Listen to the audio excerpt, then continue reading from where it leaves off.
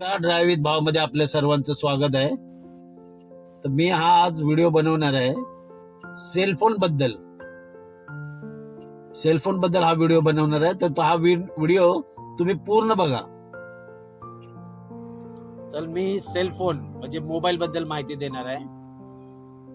Mobile बद्दल का माहिती देणार आहे, आता आपल्याला या क्षेत्रामध्ये 30-32 वर्ष झाली.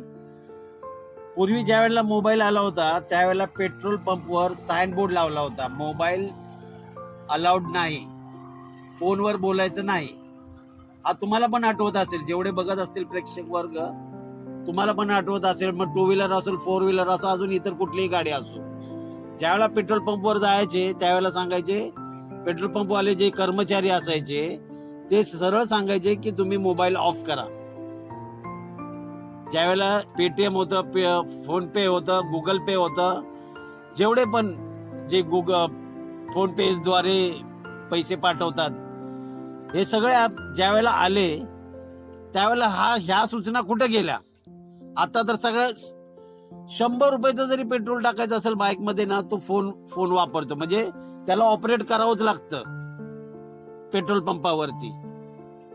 मग आता कुठला कर्मचारी बोलत नाही तुम्हाला, कारण त्यावेळेला तर खूप सांगायचे ते जे काहीतरी किरण निघतात मोबाईलचे, त्यामुळे पेट्रोल पंपावर धोका असतो. आता तर सर्रास वापरतात पेट्रोल पंपावरती. म्हणजे व्हिडिओ बनवण्याचा मुद्दा असा की हे म्हणजे सरकारचं धोरण होतं का, हे आपलं मन घडत होतं की कुणीतरी सांगितलं की बाबा पेट्रोल पंपावर मोबाईल वापरायचा. ही चांगलीच गोष्ट होती, पेट्रोल पंपावर मोबाईल वापरायचा नाही. पण हे आता कुठे गेलं, आता तर सर्वच पूर्ण व्यवहार हा मोबाईलवर केला जातो. मग तो पेट्रोल भरण्याचा असो किंवा इतर कुठलाही असो. फक्त मला व्हिडिओ बनवण्याचा मुद्दा असा की पूर्वी ज्या सूचना होत्या त्या आता लागू होत नाहीत का. सर्रास आता तुम्ही ना कुठे पण गेला पेट्रोल पंपावर कोणी कॅश देत नाहीत, मोबाईललाच पेमेंट होतं. मग ह्या ज्या गोष्टी आपण करतो पेट्रोल पंपावर, या चुकीचं की वाईट, माझ्या मते तर ते चुकीचंच आहे. पण तुमचे पण मतं काय असतील ना, हे नक्की तुम्ही मला शेअर करू शकता. आपले जी काही कमेंट्स असतील ते तुम्ही माझ्या व्हिडिओमध्ये मांडू शकता.